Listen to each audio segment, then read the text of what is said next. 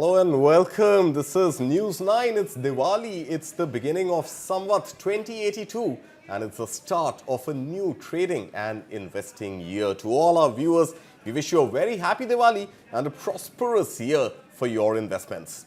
And to help you discover what your investment mantra in Samvat 2082 should be, we have a very special panel of experts joining us today very shortly.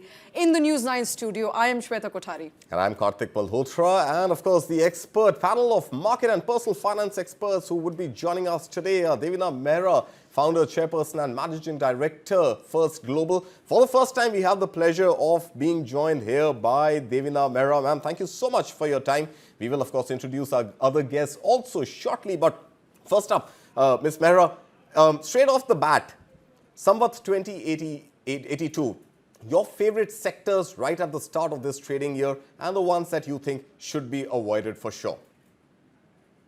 Okay, so let me first tell you that this is the season for everybody giving their Diwali picks.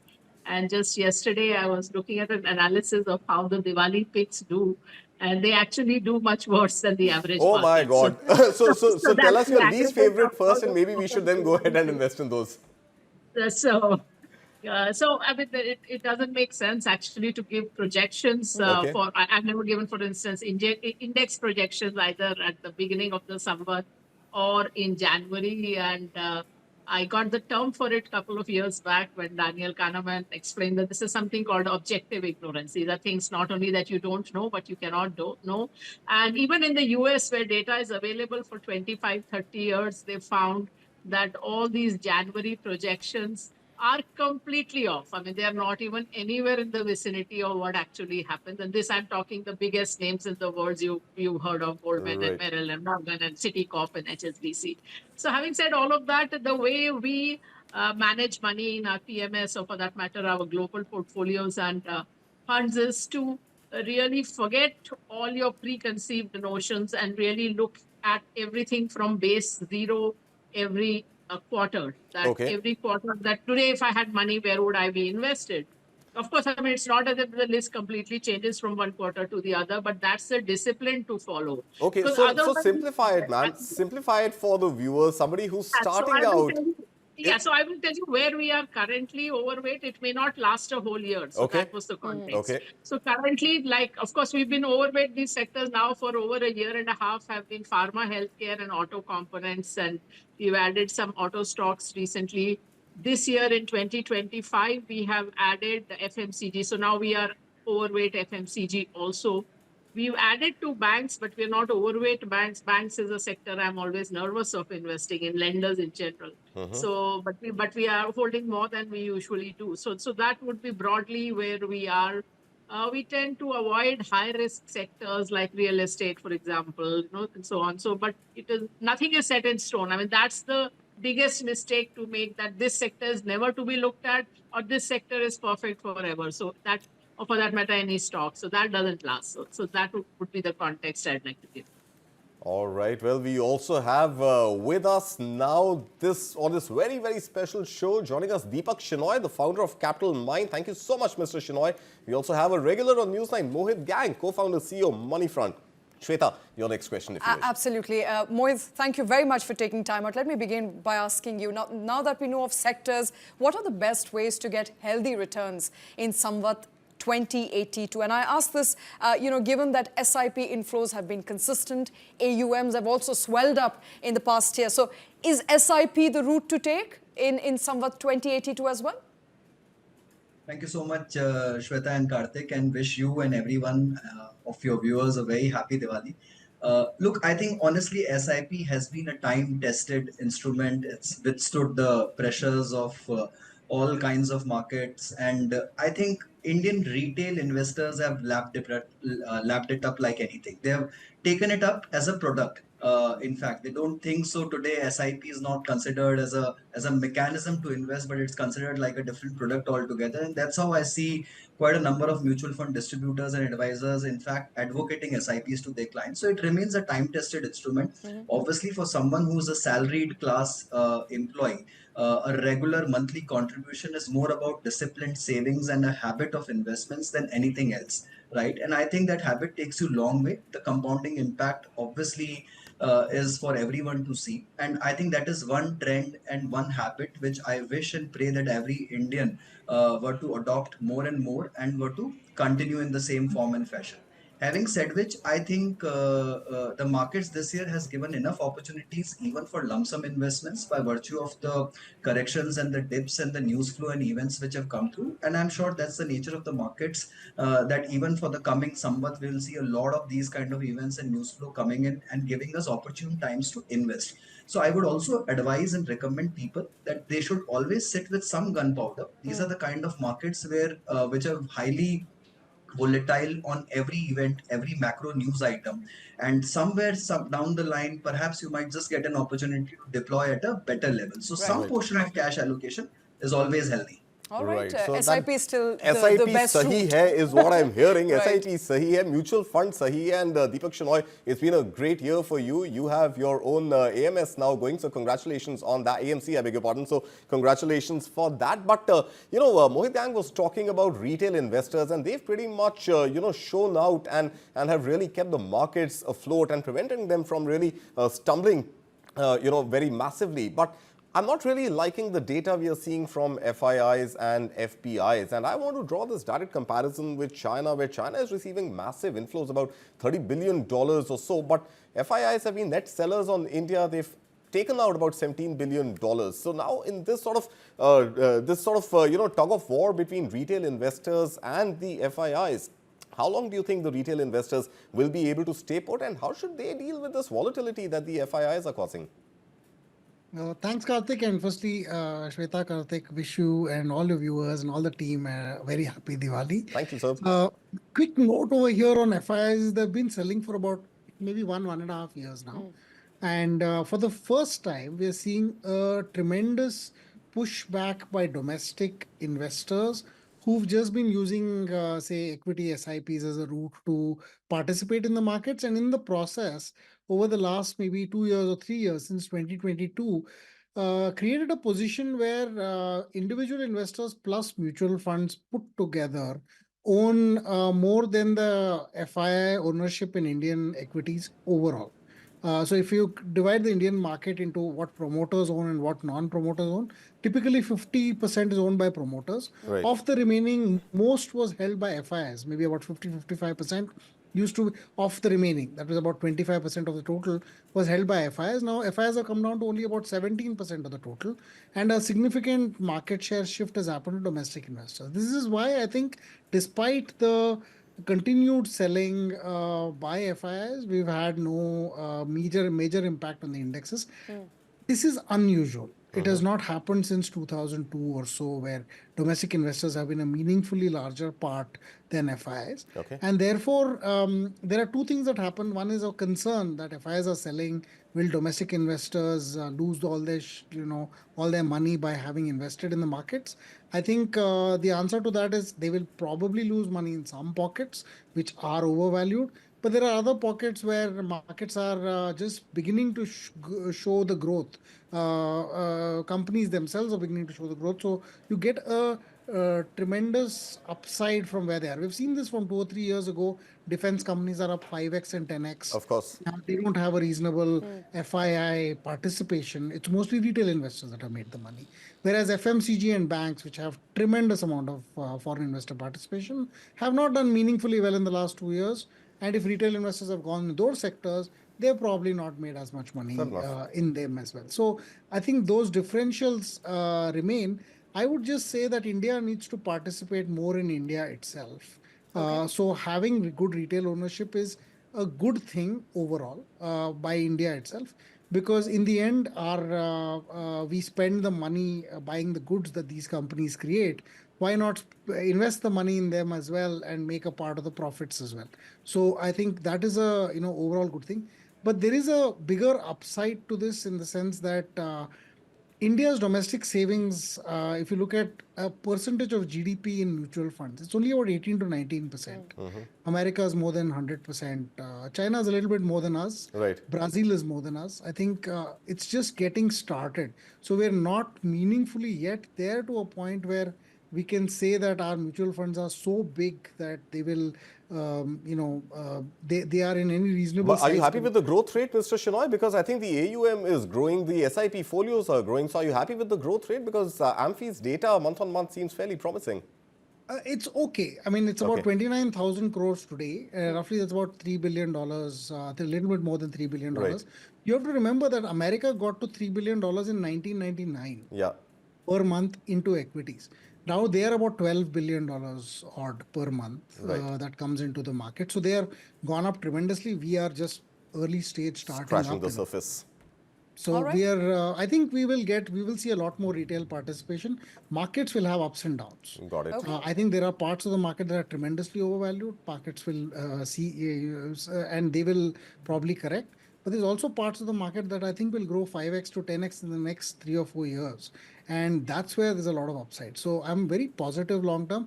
But you have to take my stuff with a pinch of salt because I know it's the festive season, but I'm always going to be optimistic about the Indian market in the long term. You've always been, sir, and primarily because of the fundamentals and the macros, but of course we will come to those as well. Also because my money depends on it. So, I mean, my earnings depend on it. So you have to take that with a pinch of salt. Absolutely. Disclaimer well received, sir.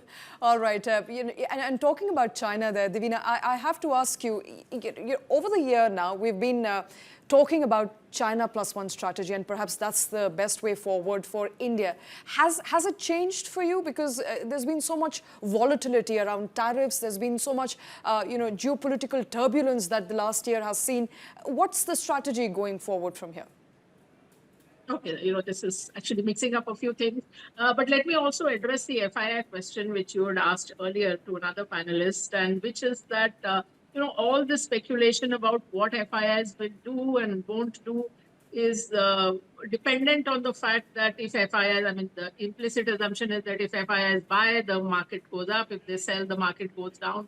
But actually, there has been no correlation whatsoever. And I'm not even talking today when the mutual funds are big or whether retail participation is big.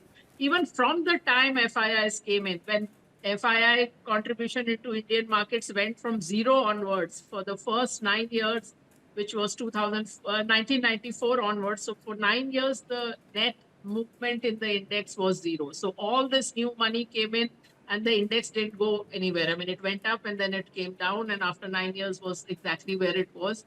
So anyone investing in equity markets should remember that equity markets, in theory, we know are volatile.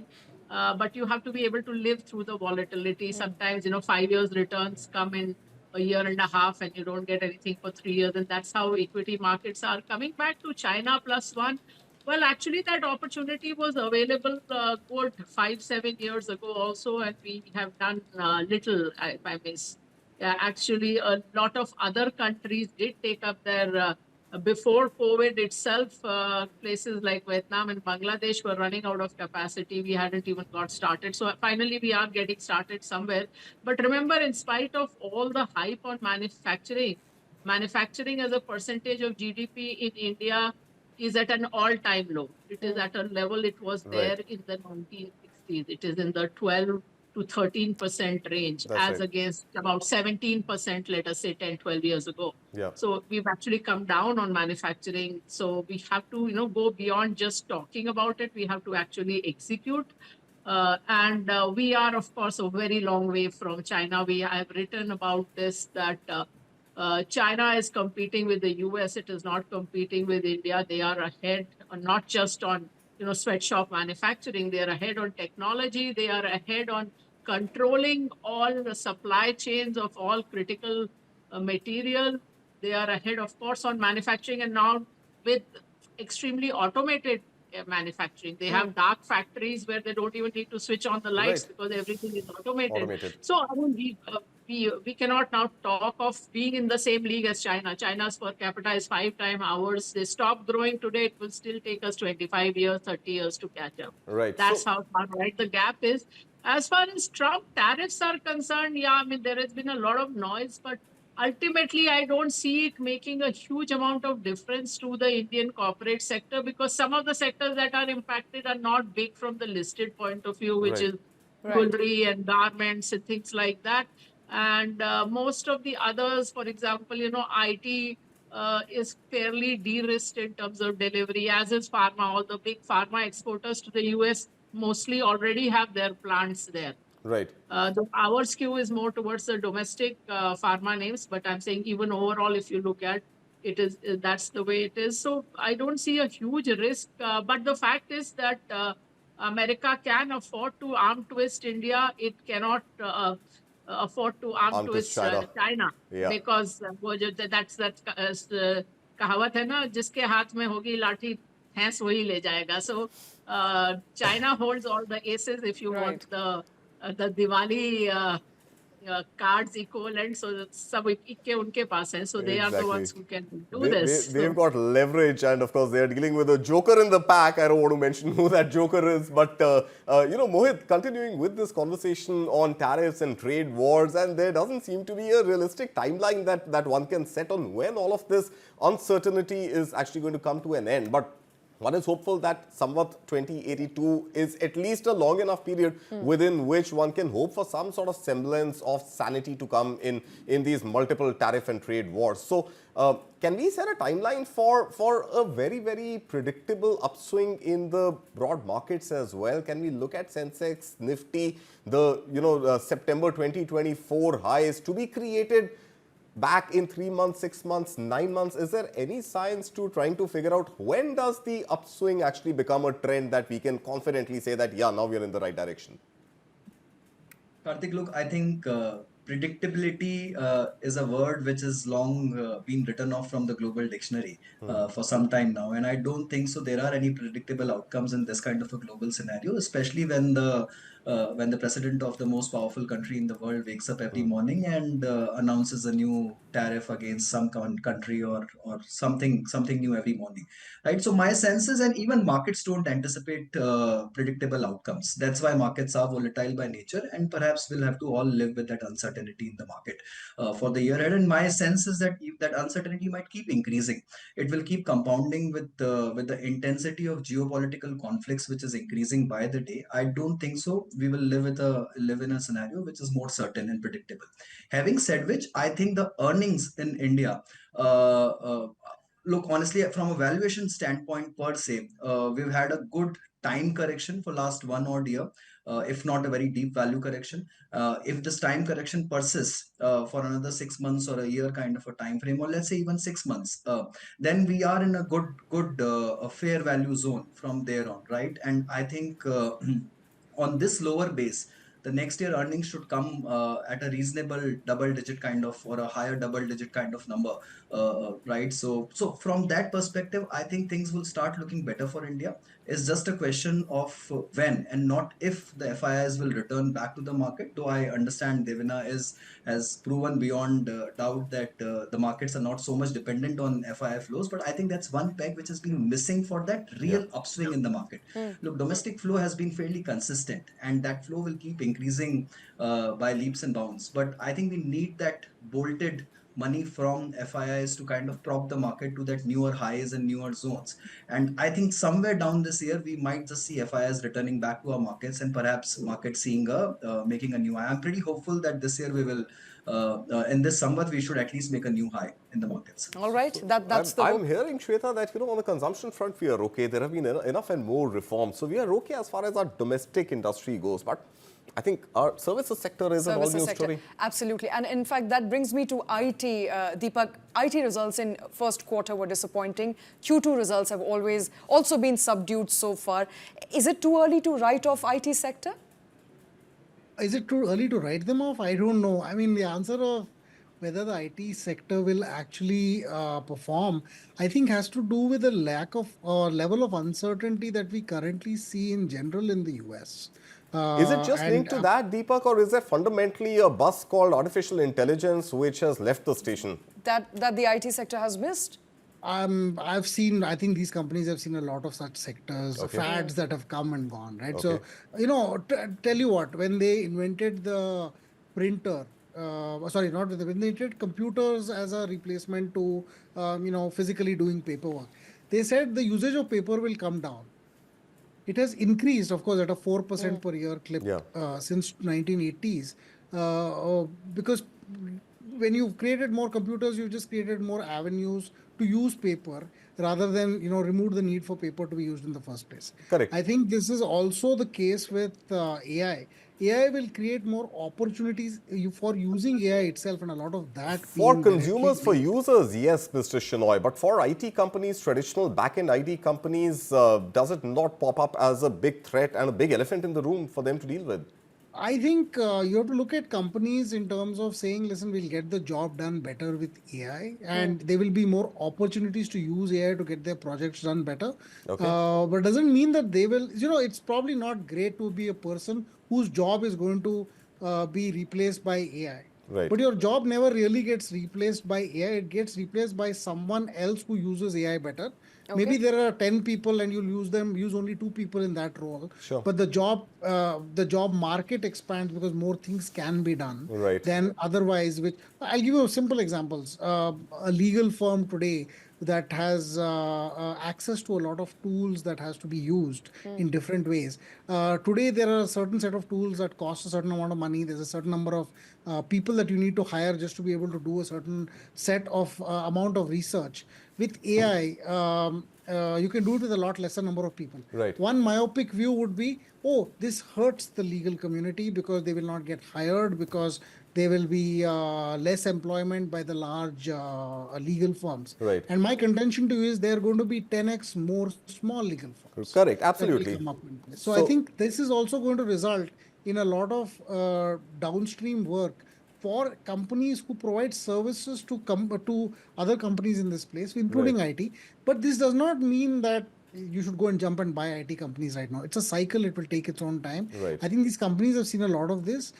In the long run, I think IT companies themselves need to evolve a lot more than they are right now. They're being a little bit more elephantish in their outlook. Right. They need a burst of understanding that the market dynamics are changing and change accordingly. We're seeing early and perhaps signs a jolt, and there can't be a bigger and jolt. The jolt is there already. This is the jolt. I think the Q2 numbers are pretty much the jolt which should now wake them up. So I hear you, Mr. Shenoy. I think you're saying it's going to be cheaper, it's going to be faster, it's going to be better, and the job will get done anyway. But Devina Mehra, final question to you. What is definitely not getting any cheaper? What is climbing faster than any other asset class and could potentially offer better returns, at least if you look at data from the last 1 year, is gold. So at 1,30,000 rupees per 10 grams of gold.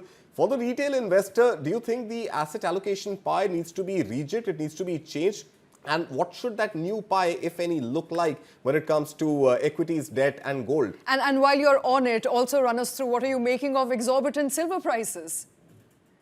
Okay, so first of all, don't drive looking at the terrain that is already left behind. Okay. That's more what you see in the rear view window. Right. But systematically, and we have tested this, if you chase whatever has done well off late, whether it is an asset class, whether it's a geography, whether it is a sector, you will systematically underperform. Okay. So do never invest with a FOMO feeling. अरे मेरे friend का defense में बन गया पैसा, or they made money in gold, or whatever it is, and so let me chase that. Right. And I recently saw a headline saying gold is not seen a rally like this since 1979. And so let's go forward from 1979 and what happened. So gold made a high in 1980.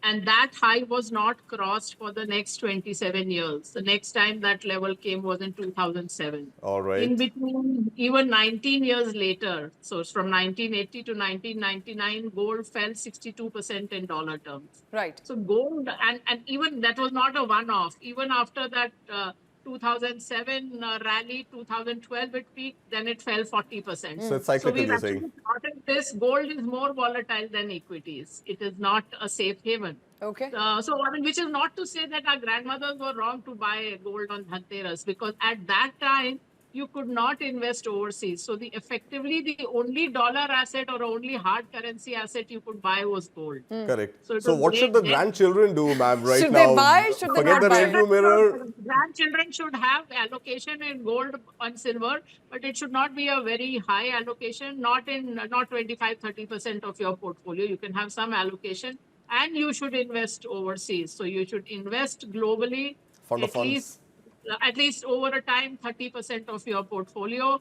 When you are saving for long-term goals, that is essential. When I started working, the dollar was 12 rupees. So, that Wow. will give you some idea of Right. what can happen to the rupee and why you should not put all your eggs in the India basket. So Absolutely. over a period of time, I please. think that's the classic investing advice there. I think we'll end with that. Devina Mehra, founder, chairperson and managing director, First Global. Deepak Shenoy, founder, Capital Mind, and Mohit Gang, founder and CEO, Moneyfront. Thank you very much, all of you, for taking time out for joining us on this show today. And with that, it's a wrap, and we are wishing all our viewers a very happy Diwali and a great Samvat 82. May you have a very prosperous one. Thank you so much for watching.